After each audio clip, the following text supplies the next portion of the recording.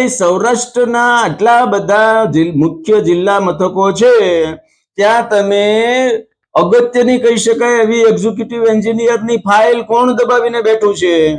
Deputy engineer થી executive એન્જિનિયરના પ્રમોશનો તમને ખબર છે કેટલી જગ્યા ખાલી છે, તો તમે શા માટે અત્યાર સુધી ભર્યા નથી? ગંભીરા બ્રિજ દુર્ઘટના કાંડ થયો હોવા છતાં હજી આરએનબી વિભાગના પેટનું પાણી હલતું નથી. જો આ વાત સાચી હોય કે એક્ઝિક્યુટિવ એન્જિનિયરના પ્રમોશન આપવા માટે ફાઇલ જે છે એ ટેબલ ઉપર ઇરાદાપૂર્વક રાખી મૂકવામાં આવી છે, તો આરએનબી વિભાગ માટે આ પણ એક ગંભીર મુદ્દો છે. કયો હેતુ સાધવા માટે ભાઈ પ્રમોશનની ફાઇલ ક્લિયર કરવામાં આવતી નથી? શા માટે સૌરાષ્ટ્રના આવા અગત્યના જિલ્લાઓમાં એક્ઝિક્યુટિવ એન્જિનિયરની જગ્યાઓ ખાલી રાખવામાં આવી છે? શું ઇન્ચાર્જના હવાલે ગાડું ગબડાવીને કોઈ મોટો વહીવટ પાર પાડવામાં આવી રહ્યો છે? જનતા એક બાજુ ત્રાહિમામ છે, અનેક જગ્યાએથી પુલોમાં તિરાડો પડવી, પુલો તૂટી જવા, બેસી જવા, રોડ રસ્તા બેસી જવાની ફરિયાદો છે. તેમ છતાં આરએનબી ના પેટનું પાણી કેમ હલતું નથી? પરંતુ અહીંયા ખાટલે મોટી ખોડ એ છે કે આરએનબી વિભાગ મુખ્યમંત્રીના હસ્તક હોવાથી ફરિયાદો મુખ્યમંત્રી સુધી પહોંચવા દેવામાં આવતી નથી. મુખ્યમંત્રીને કોણ ડાયરેક્ટ જઈને કહેશે ભાઈ કે ભાઈ આ વિભાગમાં આ પ્રોબ્લેમ મને છે?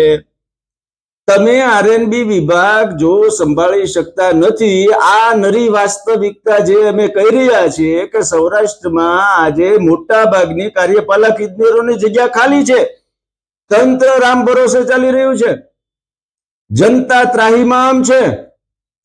આ બધી વાસ્તવિકતા જો તમારી પાસે નથી તો તમારે તમારા સલાહકારોને બદલવા જોઈએ, અથવા તો જો તમારી પાસે છે અને તમે કઈ કરી શકતા નથી તો આરએનબી ને તમારે નવા મિનિસ્ટર આપી દેવા જોઈએ.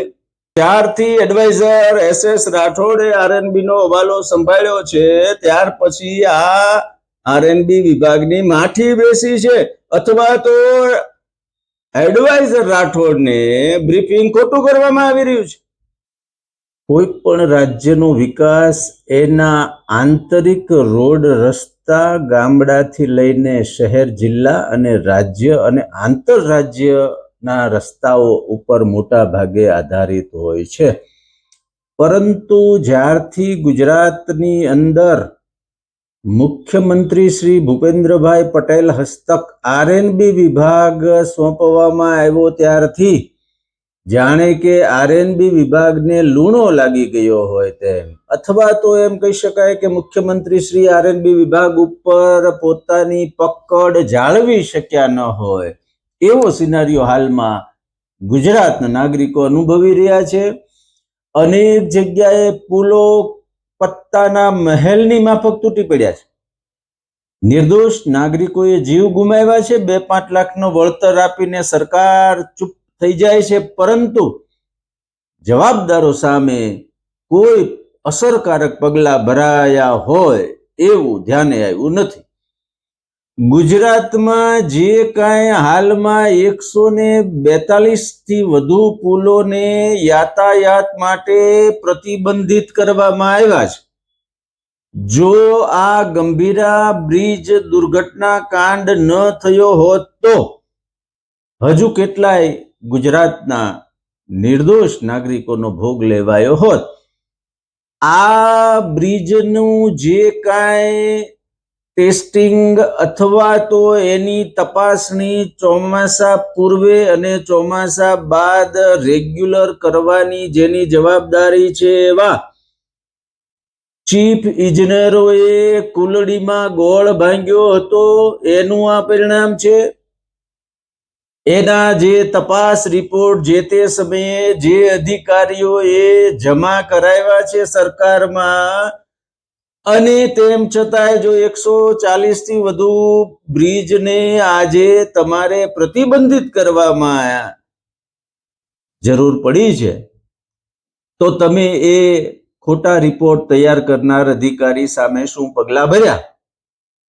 હાલનો મુદ્દો એ છે કે આવી ગંભીર પરિસ્થિતિ આરએનબીની છે, મુખ્યમંત્રી શ્રી એમાં કશું જ કરી શક્યા નથી એવી લાગણી ગુજરાતની જનતા અનુભવી રહી છે. ત્યારે સૌરાષ્ટ્રમાં 13-14 થી વધુ કાર્યપાલક ઇજનેરોની જગ્યા ખાલી છે. સ્ટેટ પંચાયત નેશનલ હાઈવે નું ગાડું રામ ભરોસે ગગડે છે. નેશનલ હાઈવે રાજકોટ થી અમદાવાદ સહિતનો જે રાજકોટ ડિવિઝનનો વહીવટ છે એ ઇન્ચાર્જના હવાલે મન ફાવે તેમ ચલાવી રહ્યા છે.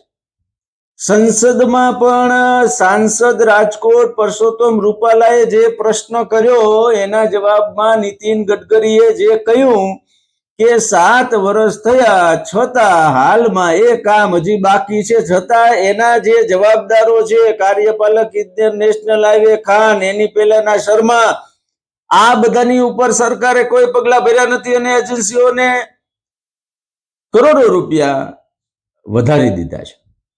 શું છે આખો મામલો? સૌરાષ્ટ્રની અન્યની લાગણી કેમ થઈ રહી છે?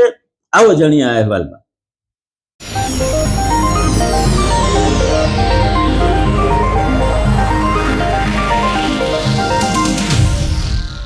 નમસ્કાર, ઇવનિંગ પોસ્ટના ડિજિટલ પેજ ઉપર હું છું આપની સાથે ફરી એકવાર કુમાર. મિત્રો, આરએનબી વિભાગની અંદર 2014 સુધી SS રાઠોડ સેક્રેટરી હતા. ત્યાં સુધી જે રીતે આખો વિભાગનો ધમધમાટ હતો, એક એની પ્રેસ્ટીજ હતી, દરેક જગ્યા ઉપર એની બારીકાઈથી નજર હતી, એને SS રાઠોડ અત્યારે હાલમાં મુખ્યમંત્રીશ્રીના એડવાઇઝર હોવા છતાં આરએનબી સૌરાષ્ટ્રની હાલત એકદમ ખરાબ છે. સૌરાષ્ટ્રના મુખ્ય મથકો ગણાતા એવા જિલ્લાઓ જેને કહી શકાય એવા ભાવનગરમાં પંચાયત અને સ્ટેટ, બોટાદમાં પંચાયત અને સ્ટેટ, સોમનાથમાં પંચાયત અને સ્ટેટ, પોરબંદરમાં પણ પંચાયત અને સ્ટેટ, જામનગરમાં પંચાયત ખાલી, સુરેન્દ્રનગરમાં પંચાયત અને સ્ટેટ ખાલી, મોરબીમાં પંચાયત જે છે 4 થી આંકે છે, રાજકોટના નેશનલ હાઈવે એક્ઝિક્યુટિવ એન્જિનિયર 4 થી ચલાવે છે, રાજકોટ પંચાયતના એક્ઝિક્યુટિવ એન્જિનિયર રિટાયર્ડ થયા છતાં 4 થી ચલાવે છે. જુનાગઢની પણ આ પરિસ્થિતિ છે કે જ્યાં સ્ટેટના એક્ઝિક્યુટિવ એન્જિનિયર નથી. ભાઈ, સૌરાષ્ટ્રના આટલા બધા મુખ્ય જિલ્લા મથકો છે, ત્યાં તમે અગત્યની કહી શકાય એવી એક્ઝિક્યુટિવ એન્જિનિયરની ફાઇલ કોણ દબાવીને બેઠું છે? ડેપ્યુટી એન્જિનિયર થી એક્ઝિક્યુટિવ એન્જિનિયરના પ્રમોશનો તમને ખબર છે કેટલી જગ્યા ખાલી છે, તો તમે શા માટે અત્યાર સુધી ભર્યા નથી? ગંભીરા બ્રિજ દુર્ઘટના કાંડ થયો હોવા છતાં હજી આરએનબી વિભાગના પેટનું પાણી હલતું નથી. જો આ વાત સાચી હોય કે એક્ઝિક્યુટિવ એન્જિનિયરના પ્રમોશન આપવા માટે ફાઇલ જે છે એ ટેબલ ઉપર ઇરાદાપૂર્વક રાખી મૂકવામાં આવી છે, તો આરએનબી વિભાગ માટે આ પણ એક ગંભીર મુદ્દો છે. કયો હેતુ સાધવા માટે ભાઈ પ્રમોશનની ફાઇલ ક્લિયર કરવામાં આવતી નથી? શા માટે સૌરાષ્ટ્રના આવા અગત્યના જિલ્લાઓમાં એક્ઝિક્યુટિવ એન્જિનિયરની જગ્યાઓ ખાલી રાખવામાં આવી છે? શું ઇન્ચાર્જના હવાલે ગાડું ગબડાવીને કોઈ મોટો વહીવટ પાર પાડવામાં આવી રહ્યો છે? રાજકોટ નેશનલ હાઈવે ના શર્માએ જે કાંઈ અહીંયા રાજકોટ અમદાવાદના ધોરીમાર્ગના કામ સહિતના જે કાંઈ નેશનલ હાઈવે ડિવિઝન રાજકોટમાં કામ કર્યા, એનો હવાલો અત્યારે ઇન્ચાર્જ ખાનને આપીને કોણ મોટા તીર મારી રહ્યું છે? આ વહીવટ રામ ભરોસે આંકવા પાછળ કોનો મલિન ઈરાદો છે? જનતા એક બાજુ ત્રાહિમામ છે, અનેક જગ્યાએથી પુલોમાં તિરાડો પડવી, પુલો તૂટી જવા, બેસી જવા, રોડ રસ્તા બેસી જવાની ફરિયાદો છે. તેમ છતાં આરએનબી ના પેટનું પાણી કેમ હલતું નથી? માહિતી આપવા માટે જ્યારે કોઈ પણ વ્યક્તિ જવાબદાર અધિકારીઓનો સંપર્ક કરવા પ્રયત્ન કરે છે, તો ભાઈ તમારા અધિકારીઓ કેમ વોઇસ મેસેજ કોલમાં ફોન મૂકી દે છે? આ અગાઉ પણ અમે ધ્યાન દોર્યું હતું કે ભાઈ તમે સૌરાષ્ટ્રના ચીફ ઇજનેરને સૌરાષ્ટ્રમાં રાજકોટ હેડક્વાર્ટર બેસાડો, નેશનલ હાઈવેના ચીફ એસીને તમે અહીંયા રાજકોટ હેડક્વાર્ટર બેસાડો, તમે એને અવડું મોટું જ્યુરિક્શન આપીને ત્યાં ઈટિંગ મીટિંગ કરવા માટે રાખો છો. સૌરાષ્ટ્રની પ્રજા ત્રાહિમામ છે. તમે સૌરાષ્ટ્ર અને બીજા ગુજરાતના જે વિસ્તાર છે સૌરાષ્ટ્ર સિવાયનો, એની સાથે કમ્પેર કરો કે ભાઈ સૌરાષ્ટ્રની અંદર નિમણૂકો કેમ કરવામાં આવતી નથી? મુદ્દાઓ ઘણા છે, મુદ્દાઓના જવાબ પણ અનેક હોઈ શકે છે, પરંતુ જ્યારથી એડવાઇઝર SS રાઠોડે આરએનબી નો હવાલો સંભાળ્યો છે ત્યાર પછી આ આરએનબી વિભાગની માઠી બેસી છે, અથવા તો એડવાઇઝર રાઠોડને બ્રીફિંગ ખોટું કરવામાં આવી રહ્યું છે. બે જવાબદારી પૂર્વક વર્તતા કોઈ પણ અધિકારી સામે સરકારે કડક પગલા ભરવા જોઈએ. દ્વારકામાં પંચાયત હસ્તકનો હજુ તાજેતરમાં જ બનેલો રોડ રસ્તો બેસી ગયો. ગાંધીનગરથી હુકમો છૂટ્યા અને ત્યાં QCની ટીમ પહોંચી અને નમૂના લેવાયા પછી હવે તમે એની અંદર કુંડીમાં ગોળ ભાંગશો કે પછી તેના જવાબદાર નાયબ કાર્યપાલક ઇજનેરને સજા કરશો? આવા અનેક બનાવો જે છે એ ઉડીને આંખે વળગ્યા છે. નેશનલ હાઈવે રાજકોટનું તંત્ર સદંતર ખાડે ગયું છે. બિલો પાસ કરવામાં મળતિયાઓને ગોઠવીને જે રીતનો ખેલ કરવામાં આવી રહ્યો છે એ પણ ગંભીર બાબત છે. અધિકારીઓને કોના ચાર હાથ છે? અધિકારીઓ માથે કોના ચાર હાથ છે એ પણ એક પ્રશ્ન છે. નેશનલ હાઈવેના સુપ્રિન્ટેન્ડિંગ એન્જિનિયર પ્રમોટી એવા સિંઘ નામના એક અધિકારીને ચાર્જ આપ્યો છે, પણ તેઓ સૌરાષ્ટ્રની અંદર કોઈ પણ જવાબદારીમાં હાથ ખંખેરી રહ્યા છે. એમના જ્યુરિક્શનની અંદર અનેક બ્રિજો જે છે કે અનેક કામોમાં અનેક પ્રકારની ગેરરીતિઓની વ્યાપક ફરિયાદો છે. જનતા ત્રાહિમામ પોકારી ગઈ છે, છતાં તમે નેશનલ હાઈવેના ઇન્ચાર્જ કાર્યપાલક ઇજનેર ખાન કે પછી એના સુપ્રિન્ટેન્ડિંગ એન્જિનિયર સિંઘ સામે પગલા ભરતા નથી. રાજ્યના સેક્રેટરી એવા પટેલિયાને જ્યારથી આ ચાર્જ મળ્યો છે ત્યારથી તો પાછું તંત્ર એકદમ ખાડા તરફ જઈ રહ્યું છે. તમારા અધિકારીઓ, મુખ્યમંત્રી શ્રી સાંભળો, તમારા અધિકારીઓ જનતાના ફોન પણ ઉપાડતા નથી, જવાબ આપતા નથી.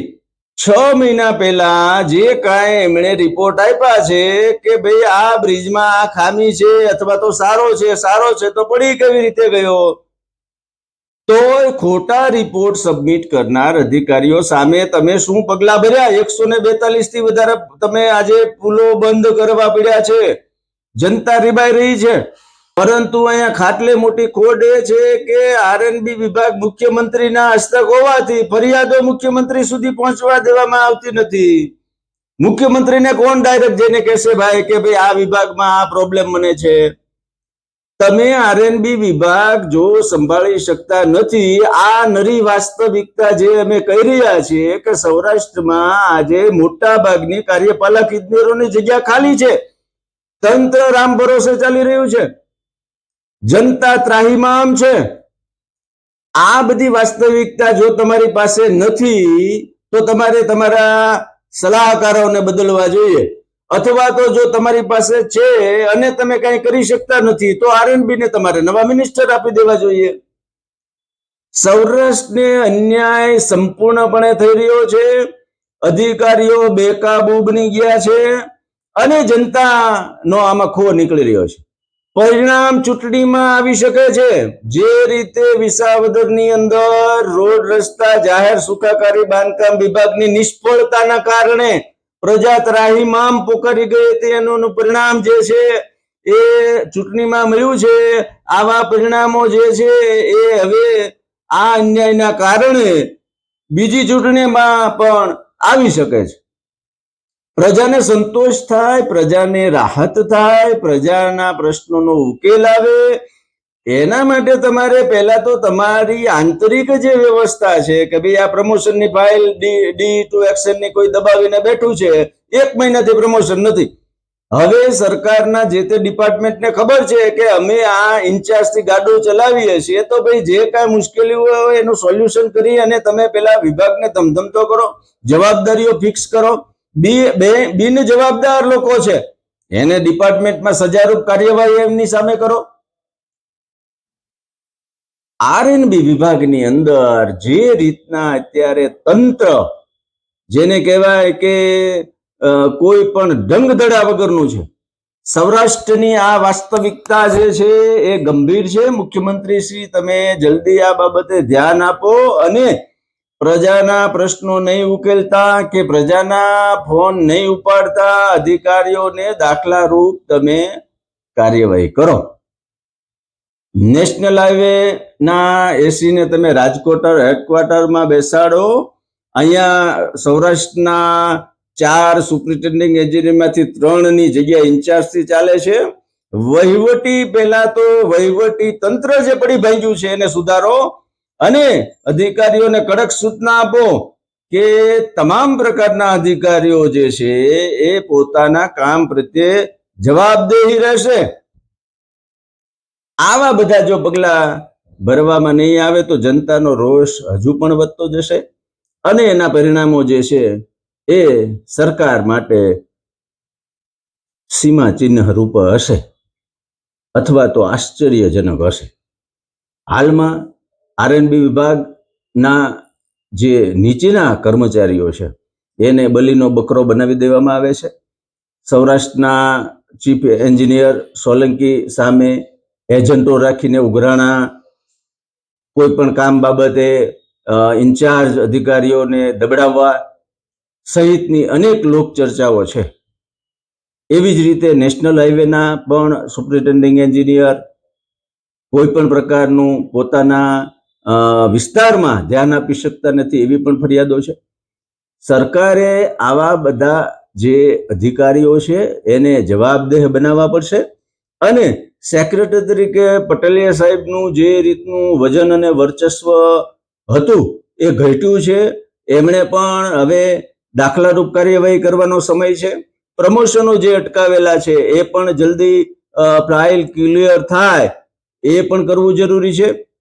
બાકી મુખ્યમંત્રીશ્રીએ આરએનબી વિભાગ ઉપરની પકડ ગુમાવી છે એવી જનમાનસમાં છાપ ઊભી થઈ છે.